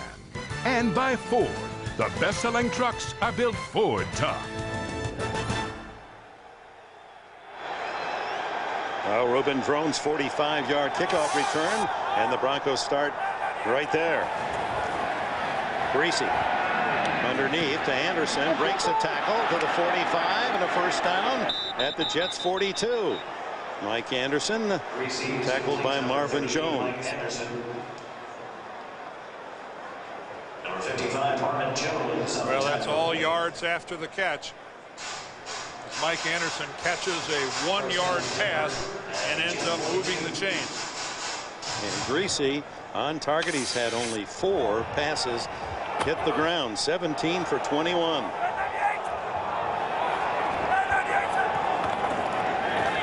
Portis, he's over the 1,000-yard mark with his first couple of carries in this game as he bids for the AFC Rookie of the Year. He's well ahead of the number 2 rookie rusher William Green of Cleveland. Started today at 465, and Portis over 1,000. He's been on a streak the last 5 games. Yes, and last week in particular, he had 159 yards in their game against the Chargers, a 6.9 yard per carry average. How's that? Knocking off 7 yards a carry. He gets a call again here, but a flag goes down with it. We'll see if it counts. He has 86 yards rushing prior to that play in this game. And those 5 yards will count, plus some more on the face mask. Plus 15.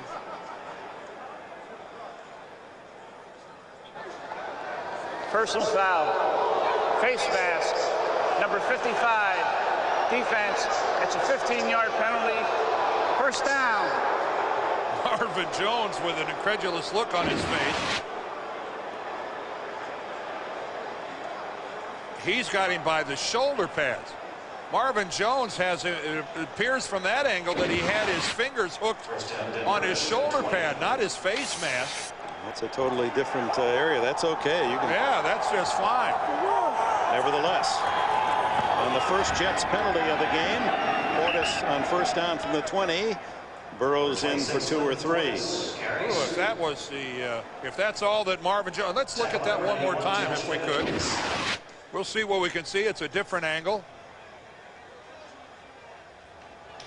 Oh, he's got him underneath the face mask. He's got him down around the shoulder pads. That's a that appears to be a bad call by the officiating staff against Marvin Jones. That looked like a clean tackle. Broncos leading 13-9. How about that pickup? Greasy to the end zone, just throws it away. No one there. Sharp and Anderson were short. What a block by Clinton Portis. This is how you pick up a blitzer. He picks up John Abraham and just stops him dead in his tracks. Look at that. Number 94 just comes to an abrupt halt as the rookie gives him a good stick and gives Brian Greasy all sorts of time. I had surprised Abraham. And Portis admits to being only 180 pounds, although listed at 200. Greasy into the flat to Olandis. Garrett skips out of a tackle, still on his feet to the 15-yard line. That's an extra effort and another 5 yards for Olandis Gary from University of Georgia, used more sparingly, mostly as a pass receiver this year with the emergence of the rookie Clinton. Some faulty tackling here by the Jets defensive team on this drive, giving Denver some extra yardage. It'll be a 33-yard attempt by Jason Elam. Burline the holder, and he hooks it left. No good. No good. That might have missed by 10 yards. The Jets remain within 4. Upstart Florida takes on defending champion Maryland. Then perennial powerhouse is back as Michigan State meets Kentucky next Saturday on CBS. One of the most reliable place kickers in the league, Jason Elam, through the years, but misses badly to the left. And he's not having a good year this year, Dick. No, it's atypical for him.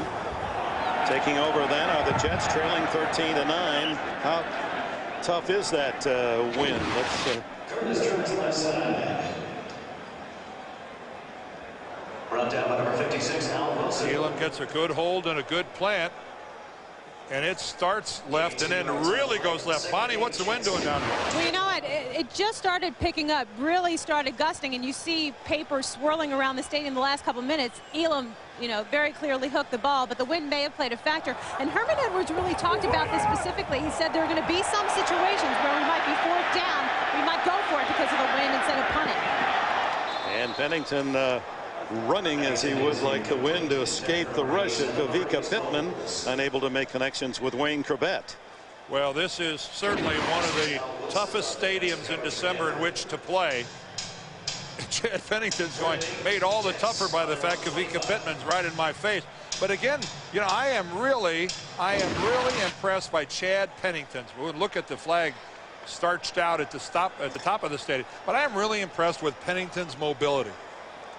You don't think of this guy as a scrambler per se, but he buys time behind the line of scrimmage. He doesn't take off upfield, but behind the line, he's really good. All-out blitz, and they've got him at the 10-yard line. Azell Reese from a safety spot. That was about an 8-man rush. Bertrand Berry also a pass rush specialist with 5 sacks. No chance for Pennington. No, this is an all-out blitz. And the Denver Broncos, the scheme run by Ray Rhodes, their defensive coordinator, look at this. They come with 8 guys. Now, this is a team that sometimes comes with 2. That's how varied the looks are by the Broncos. Matt Turk kicking poorly. Yeah, the wind may have affected that a bit on the drop, but he does get a kind roll to the 48-yard line of the Denver Broncos. 47, a 39-yard punt, no return. Fans don't like it. No, statistically, that's not all that bad. Timeout. On CBS is sponsored by Heineken. It's all about the beer. Heineken. And by Zenith, the ultimate authority in high-definition TV. Digitize the experience.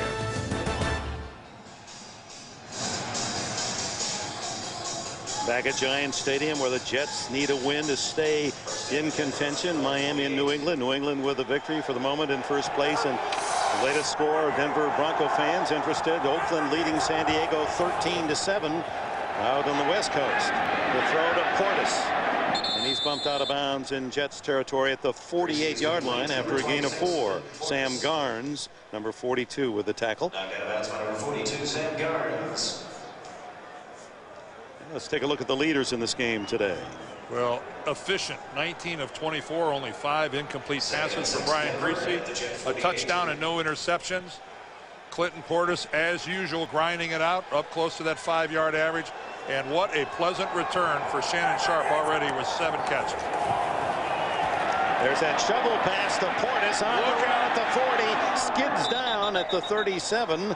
As Donnie Abraham there to touch him down, but it's another Bronco first down. I think Donnie Abraham gets credit for the tackle, but an assist goes to the turf here at the Meadowlands. The Broncos running it all. The shovel pass so safe, but Clinton Portis just loses his footing and slides down without being hit. 36-yard line. There's divot. Another of many on this field. Portis up the middle, protecting the ball as he's tackled at the 32 after a short gain. All right, the 2002 NFL MVP. You can cast your vote at NFL.com. There are some of the favorites.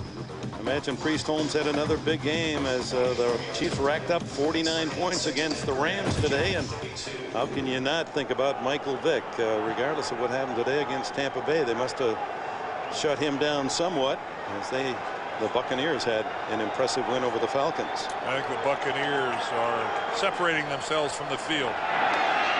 Portis can't make the corner down at the 32-yard line. May have lost a yard. Sam Coward, it was more and more after that Achilles injury, and then starting slowly this year, having to play outside. He said he didn't realize how much different that would make his life. Yeah, primarily a middle linebacker when he played at Buffalo.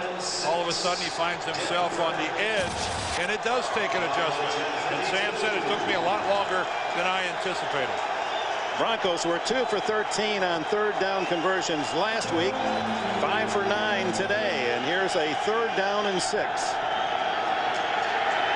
Over the middle, complete to Rod Smith, shy of the first down, as James Darling, who comes in as a linebacker in pass situations, quick to react. He may be the fastest of the Jet linebackers. 51, James Darling. Well, that time Broncos were hoping that Rod Smith on a very short pattern would be able to break a tackle and pick up the first down, but that was good work by Teddy Cottrell's defensive unit with a sure tackle. Into the capricious winds of the Meadowlands, a 46-yard attempt by Jason Elam. Oh, that's not going to make it. Well short, lands 5 yards shy in the end zone. Elam only 4 for 10 this year from between 40 and 49 yards. 3:08 left in the third. Broncos by 4. And they'll compete for the ultimate prize. Only 2 episodes left, so don't miss a minute. The circus has come to town. All new Survivor, CBS Thursday. So the Jets take over at the 36 after the missed field goal by Elam. Trailing 13-9 late in the third quarter. Almost intercepted by Ian Gold. Gold was counting 6. So quick to react. He saw something that told him to charge. What a lucky break for the New York Jets. Directly on the hands of Ian Gold. Obviously, they practiced on that set, anticipating that play. You don't get there that quickly without a lot of work. Everything done right except the very end. Threw it right to him. That would have been a sure touchdown. 2nd and 10. Corbett.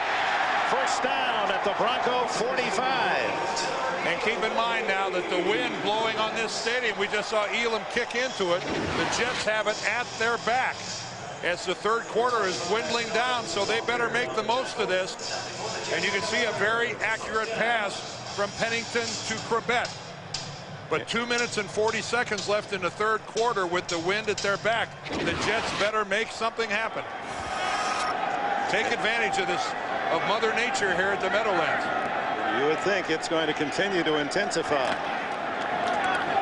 Curtis Martin slips down as he tries to make a cut at the 43-yard line. Kanoy Kennedy there for Denver. Here's the flags at the top of the stadium. Look at these things blowing, and yet up here the wind on the field is actually blowing the other direction. So it really is the definition of a swirling wind here at the Meadowlands. Jason Elam could tell you about the wind. He's missed his last 2 attempts into the wind. I guarantee you he's ready for this quarter to end. If he wants to attempt another field goal, he'll take it in the fourth quarter with the wind behind him. 2nd and 8. Back to Martin, caught in the backfield. Ian Gold again, along with the rookie Monsanto Pope. 28, Curtis Martin on the carry. A reminder, folks, Friday on CBS, the holiday classic Rudolph the Red-Nosed Reindeer is back, followed by Robbie, the new reindeer in town, starring the voices of Dan Deerdorf as Snowman and Dick Enberg as Yeti. Also co-starring Ben Stiller, Britney Spears, and many others. The fun's all here Friday. Who are those other people? Well, this Stiller, guy. Stiller, Spears. I don't recognize any of those names. Well, the first 2 were the announcers. I remember the first 2. Those big stars. You really look good too as the Snowman. Pennington to Corbett and Wayne Corbett. 2 men had him sandwiched, and he just goes up and rips it away between O'Neal and Poole. So many years, Mr. Clutch, Wayne Corbett and Chad Pennington again on the move. Look how the Jets are moving the pocket and getting away from that up the middle rush of the Denver Broncos. And Pennington on the move, delivering good-looking footballs. Corbett ever closer to 500 in his career, has 4 sparkling receptions today and 55 yards. Now, if you're Denver, you got to think Pennington's doing all of his rolling out to the right. Now he pitches to the right to Martin, and nothing much there. He gets inside the 30, nudges it to the 29. Well, that looks to be about it, huh, Dick? That looks the final seconds ticking away here in the third, and the Jets, when they turn this around, are going to find a whole different experience going into the win at the other end of the stadium. And that is the end of the third quarter here in the Meadowlands. Broncos 13, Jets 9. And we'll return to Giants Stadium right after this word from your local station.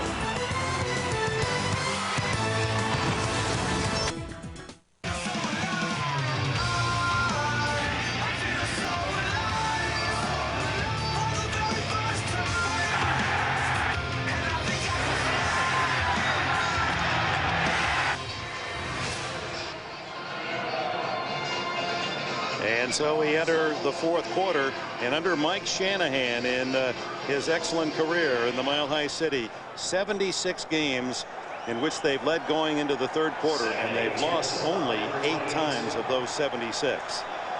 And so much at stake as we move into this fourth quarter. The playoff picture for both of these teams, the loser in big trouble. Pennington, incomplete. He had Lavernius Coles on the slant. Tyrone Cole was there close as well to defend. And his first pass here in the second half into the wind, and it appeared to really take off on him. Lavernius Coles makes the break. You see him puts a good move to get Tyrone Poole to the outside, and he's really open. And ooh, Chad, so disappointed. Well, you see that ground level shot, Dan, and that field is like a battlefield with all those pock marks. I'll still take it instead of an artificial turf. Absolutely. And I think that's pretty unanimous, isn't it? Yes, sir. 2nd and 10. The throw is for Coles. What a catch! And he rolls into the end zone. A flag is down. Is he down by contact, or is that a touchdown? And let's see if there's a flag. Touchdown! The Jets. Now the flag. Now, the only thing that makes me think the flag is against Denver is that the guy who threw the flag also signaled touchdown. That's Jimmy Spencer, number 33, and yet Spencer dug his shoulder into Lavernius Coles. And Coles, untouched, wisely just kept rolling right across the goal line. Smart play by Lavernius Coles. Down at the 3-yard line, and just does a couple rolls right on into the end zone. A 28-yard touchdown. An interference against Spencer waved off, and the Jets touchdown stands. Now the extra point. Hall missed one from this end. He gets this one up plenty high, plenty early. So the Jets have claimed the lead early in the fourth quarter. New York 16, Denver 13. Plenty of time left. 14:43. Lavernius Coles, 28. Circus catch by Lavernius Coles. Was a running back at Florida State with the likes of Warwick Dunn and Travis Minor playing in that same position as a senior, converted to wide receiver. Spectacular catch. And the ball thrown into the wind by Pennington up in the air, hung up in the air, and Coles, being the receiver, saw the football, and he's the one that's able to make the reaction to catch it. Hall kicks it into the wind, and look at that thing die. Mike Anderson at the 15.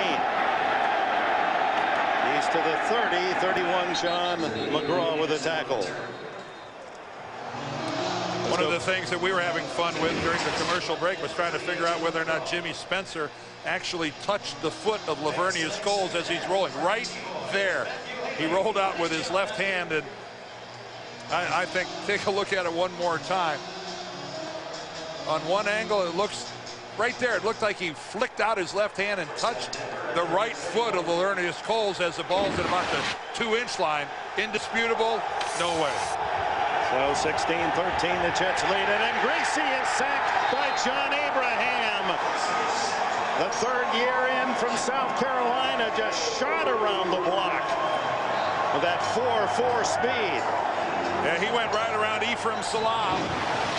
And this is John Abraham, great upfield burst. He keeps his footing after Salam gives him a pretty good shove. And Brian Greasy, still looking downfield, has no chance whatsoever. And John Abraham today is playing one heck of a football game. That's his 7th sack on the season to lead the Jets.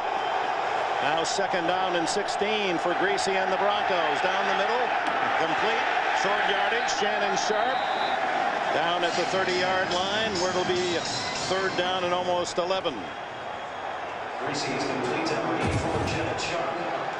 Well, day game 7-1. Yes. But that counts last week that finished in darkness. But I don't know, what do we call this? I know it's dark right now, but this game started at 4:15. Technically, this is an afternoon game, even though it's nighttime now. Those 4 games were up in Mile High. Fear of the dark. Gracie gets away. And incomplete to Sharp, but again, Greasy on that bad left knee, mobile enough to elude another big loss. Punting team comes out. I don't know how you can say enough about Brian Greasy and his ability to get away from the rush. Again, with a partially torn MCL on his left leg. I don't know if the cup's half full or half empty. Is that great plays by Greasy or pretty shoddy tackling by the Jets? I'm not sure. Well, to show you how the Broncos have dominated play, Nord kicks for the first time. Santana Moss, late fair catch at the 25-yard line. So the Jets with the lead and get the ball back. 13-15 remaining in the fourth. CBS is sponsored by Acura and the 260 horsepower TL Type S. New MSN 8. It's better with the butterfly. MSN 8. More useful every day. And by Coors Light, the official beer sponsor of the NFL. Cold down easy.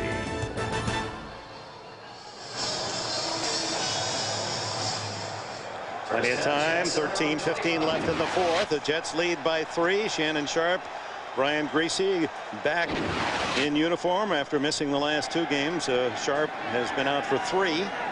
Pennington into the wind, throws complete to Coles, his 5th catch.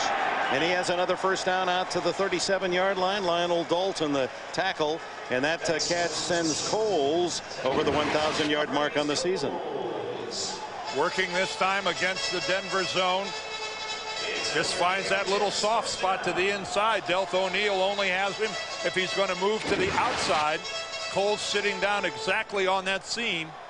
And Chad Pennington, even into this wind, delivers a perfect strike. First since Keyshawn Johnson over 1,000 yards as a receiver for the Jets. Give us to Martin up the middle. Martin, who moved over the 10,000 career yard mark rushing earlier in the game. Bonnie? Well, Dick, it's pretty well documented that Lavernius Cole's numbers went through the roof when Chad Pennington was named the starter, in large part that they've been working their way up the depth chart since they were both drafted in 2000. But Pennington said the great thing about Lavernius is he's deceiving. He's 5'9", a little guy, but he plays like he's 6'4", 240. So most of the time, when a corner tries to jam him off the line, he'll win that matchup.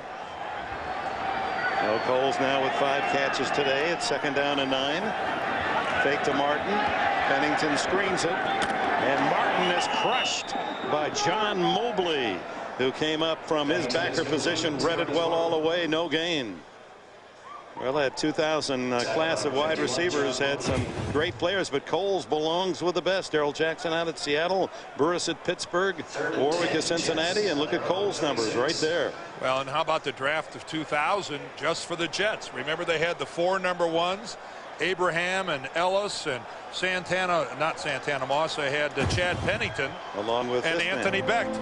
And Anthony Becht, remember what he told us a couple weeks ago? He said, you know, we feel that we're starting to become the new leaders of this team.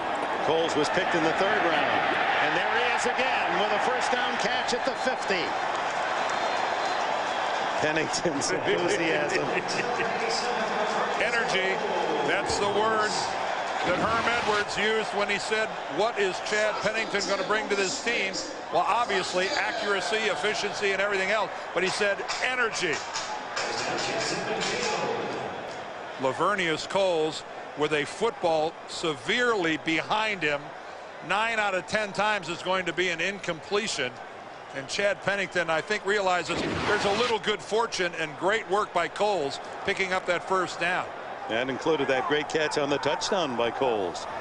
Fake toss, roll up by Pennington, then throw over the middle to Crabette. And Crabette tackled forward, first down at the 36, and everything seems to be working for the Jets here in the 4th quarter. Well, Paul Hackett is calling an outstanding game considering they don't have anything going on the ground. working through traffic. Look at Wayne Cravett having to dodge Broncos, but it was the play action and the movement of Pennington that buys all that time. Well, there he signals first down again, but keep in mind, 42 yards is all Curtis Martin has in this ball game. The Jets are moving the football because of Pennington in the passing game. Leading 16-13. It's Pennington again down the middle. Almost intercepted, and Al Wilson thought he had that one right through his mitts. A little tough, he had to leap for it. But that's the story of the season for the linebackers of Denver. They don't have an interception. Well, this was hardly a bobble as Wilson had to go way up for that thing. And backpedaling as well, so it was tough. But for the coaches won't see it that way. No. Well, he got a hand on it and broke up what probably would have been a completion to Anthony Beck. So 2nd and 10 from the 36. Pennington into the flat, complete. Santana Moss, hoping to give Moss some room to run, use all that great speed. He gains close to a first down. As we remind you, tomorrow night, always a terrific night of television on CBS. There's the lineup. King of Queens just here and hitting the cleanup spot. Everybody Loves Raymond was still standing in the new hit series CSI Miami, your local news, and then the Late Show with David Letterman on CBS, America's most watched network. You'll be the King of Queens as you head to LaGuardia tomorrow, won't you? That's right. In Queens. 3rd and 1, and Martin is stuffed. It's going to be close. They're marking it very close to the sticks as Al Wilson up to make the initial hit. Trevor Price in there as well. You knew yardage was going to be tough to come by against this Denver defense. Number 1 in the NFL against the run that got gashed last week by LaDainian Tomlinson for 220 yards. Curtis Martin, second effort only at the very end. And that is a good spot, but Curtis Martin was stopped initially and with good leg drive surged forward for that first down. But you knew San Diego, Dick, after San Diego pounded Denver last week, you knew Denver was going to tighten it up. And they're still, as you mentioned, number 1 against the rush, showing it today. Timeout Jets. New reindeer in You mentioned number 1 against the rush, showing it today. Timeout Jets. New reindeer in town, Robbie, starring the voices of Ben Stiller, Britney Spears, Brad Garrett, and more. Robbie the Reindeer, after Rudolph, CBS Friday. And just wait till you hear the call of the reindeer racers. I hope the Jets, having to waste the time out there after picking up a first down, that this is a bad time to have to burn one unnecessarily. Pennington staying almost exclusively in the air, dumps it underneath the Martin, 20, and he's to the 15-yard line and close to another first down. Ian Gold made the tackle. Here's B squared. Well, you know, Dick, you're talking about Robbie the Reindeer, and a little elf told me that, you know, Britney Spears and Ben Stiller, not so much the stars. I think we know these voices. A little reindeer there, symbolizing hope for the future of reindeer. And oh my, a reindeer with a big head there, symbolizing things with big heads. Probably. Thanks, Alan. Now the question everyone's asking. Oh my. What? A new career. I mean, where's our agent when we need him? Do we get paid? Martin through a hole and inside the 5 to the 3. First and goal for the Jets. Denard Walker saved the touchdown. Well, just when we talked about how Denver has tightened it up, that run by Curtis Martin seems to have really caught them back on their heels. The passing game has been working, and look at the blocking up front. Kevin Mawai, Thomas, Zott. Boy, that was outstanding blocking by the Jets' interior line. He says the referee the knee down at the 4-yard line. First and goal for the Jets.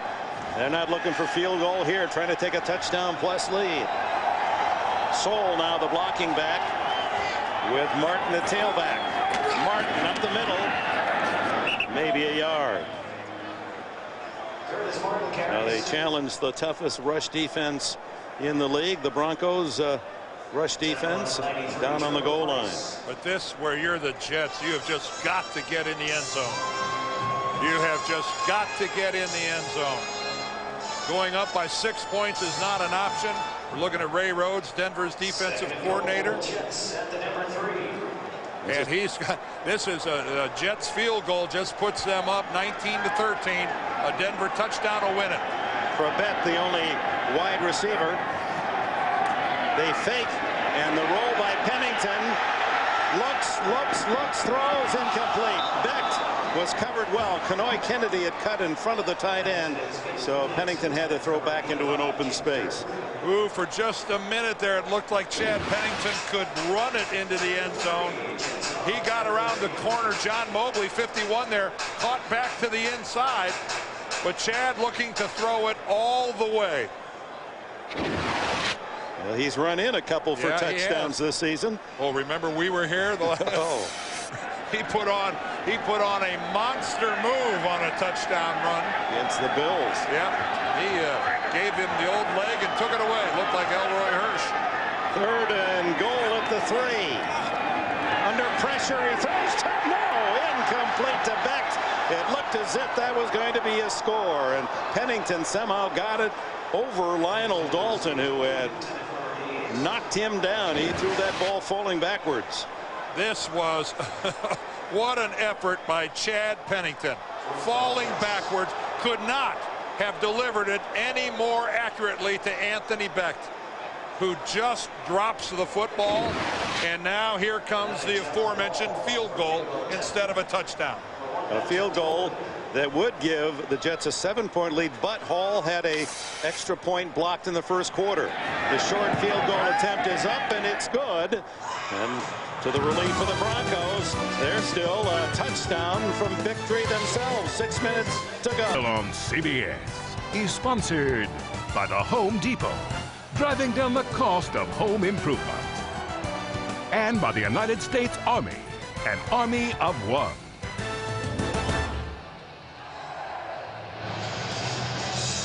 Well, the cry for both teams has been close out with a 4-game win streak to make the playoffs, and the Jets now have a 6-point lead. Look at the length of that drive to a short field goal. 14 plays and 72 yards over 7 minutes, but they had to settle for a 21-yard field goal, so the Broncos trail by just 6. You're looking at Ruben Drones as this one into the wind, dies at the 13. Drones up the middle. Across the 30, still on his feet. Big man that's got some power, but oh, the laundry flies as yellow flags down the field at the 35. John McGraw made another tackle on special teams for the Jets. Holding on the return against the Broncos. Has there ever been a time where a missed extra point didn't come back? 2 fouls on the play. Holding number 59 during the return. Penalties declined. Holding number 55. That penalty is accepted. It's a 10-yard penalty. First down. Well, they penalized the tick, Keith Burns.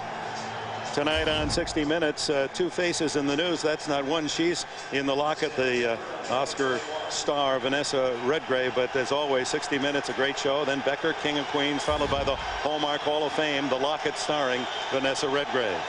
All following our action from the Meadowlands here in the east. Usual time out in the west.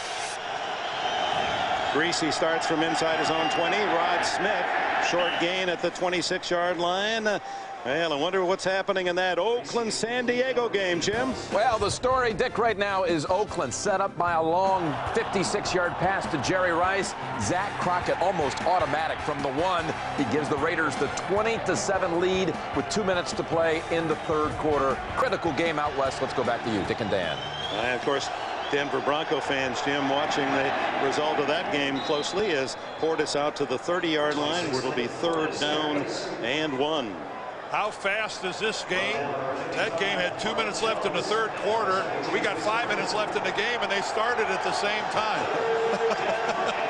That's how quickly this game has gone by. Portis now a yard away from another 100-yard effort. It would be his 6th of the season. Here comes the crowd. I don't think Greasy will be sneaking on this 3rd and 1. They give it to Portis, and he has the first down easily out to the 33. Josh Evans down low to trip him up. Right now, it's real simple for Denver. You're going to be facing this zone defense of Ted Cottrell's that's going to allow you shorter completions and saying, can you put together a 12 or a 14 play drive without making a mistake, without penalties, without dropping a pass, and take it the length of the field. That's what Mike Shanahan's offense is going to have to do. They're going to have to be patient and efficient. And Greasy has been that as he throws to Shannon Sharp. Is it incomplete? Yes. Incomplete as Damian Robinson timing his hit on the Denver. Make that Dwayne Carswell, who couldn't hang on. And Greasy takes another look from Abraham and Evans as he threw the ball. Brian Greasy ended up on the ground. Remember the new rules in the National Football League. You must catch the ball and then demonstrate another football act, such as putting it away and starting to run. The officials are under one mandate. If there's any question, you rule it an incomplete pass. I like that. Yeah. Any question, it's an incomplete pass. So a little slow getting into the line of scrimmage. So Greasy will spend the first Denver timeout of the second half with 4 minutes and 3 seconds left. A 6-point deficit staring at the Broncos. And we remind you, Monday on an all-new late show with David Letterman, superstar Jennifer Lopez will be a guest. Plus, as always, a brand new top 10 and much more. The Late Show with David Letterman on CBS, America's most watched network. Well, next Sunday, Dan and I and Bonnie will be out in Denver, Mile High Stadium, to see Kansas City. 49 points again. 2 straight weekends. The Chiefs have racked up 49 in Oakland at Miami. An early game that will have a lot to do with a total playoff picture. And of course, as always, NFL Today begins Sunday at noon in the East End, 9 o'clock out there in the West. And the Jets, of course, next weekend make the trip to Champaign to play the Bears. And if you think the wind is blowing here, wait till you get up there to the University of Illinois and get a whiff of that wind blowing down there. Yeah, you're liable to get some memo notes that blew in from Lincoln, Nebraska. Underneath the Portis spin move, but ripped down at the 39. Sam Coward with strong hands to make the tackle, and that'll bring up third down and about 4.5. As there are some of the finals of the earlier games, and the surprising Texans winning at Pittsburgh. Well, how about this for a critical down? Although you'd have to think for Denver, this is 2-down territory. 3:39, 3:38 to play. Can you spell Shannon Sharp? On 3rd and 4, good protection for Greasy. To McCaffrey, does he make that catch? Yes! Leaving his feet, and that's just something you can almost expect each Sunday from Ed McCaffrey. Tough catch. I'll guarantee you the Jets coaches upstairs are dying to take a look at this. This will be looked at real closely by the folks in green. Was this a completion?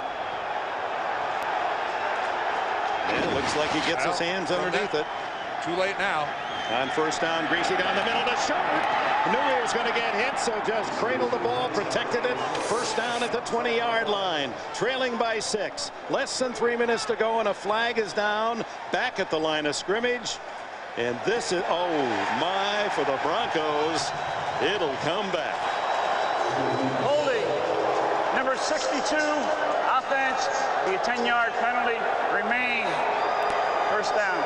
Penalties last week. Broncos were ticketed 9 times. San Diego once. The week before, 9 Denver penalties, 4 Indianapolis. Pretty tough to be critical of a guy who got a holding penalty 6 days post-surgery.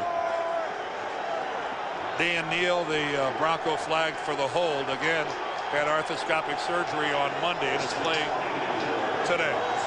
5 penalties, 55 yards for Denver. I think the Jets have had only 1 penalty. That's correct for 15. So now long yardage needed. They go back to Sharp, and he has a catch at the 48 of the Jets that'll leave 13 yards from a first down. Coward another tackle for New York. No, but a couple more of those will give you the first down. Clock running. Boy, Shannon Sharp out 3 games with playing with a brace on a dislocated elbow. All he's done today, 9 catches, 100 yards.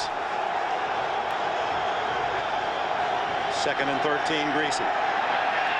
Caught by Ashley Lally, who had his first NFL touchdown earlier in this game. And Damian Robinson with a stop.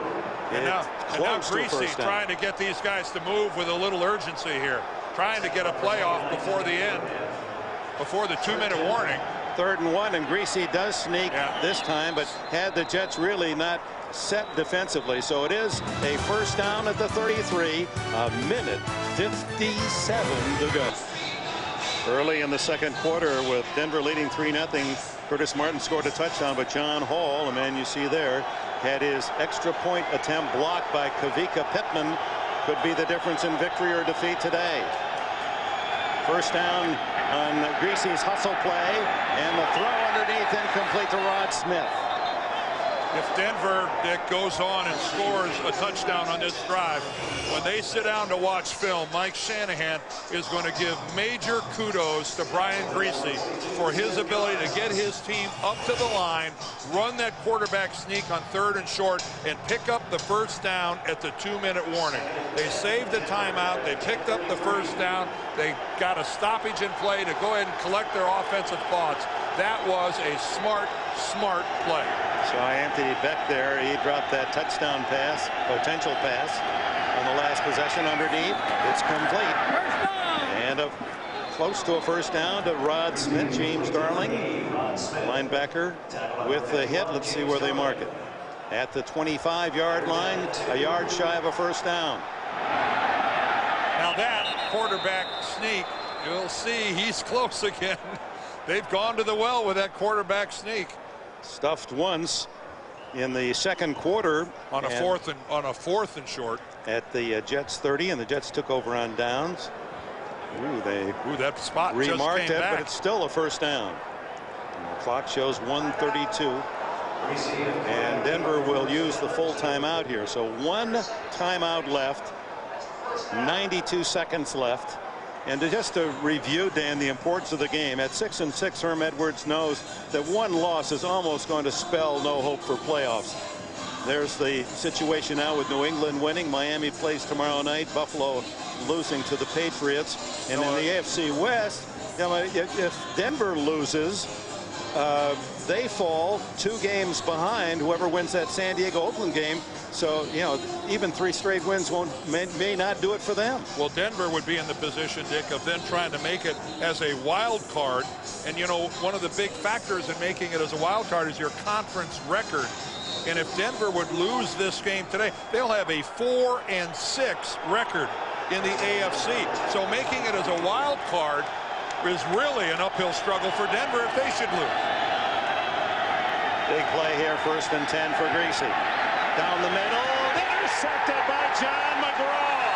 The rookie from Kansas State has his first career interception.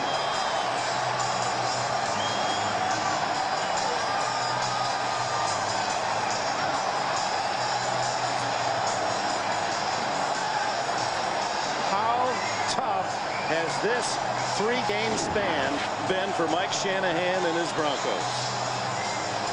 Well, the question here is, Rod Smith either wasn't as deep as Brian Greasy thought he was going to be, or the ball just took off on him, because that ball sails way over the head of Rod Smith.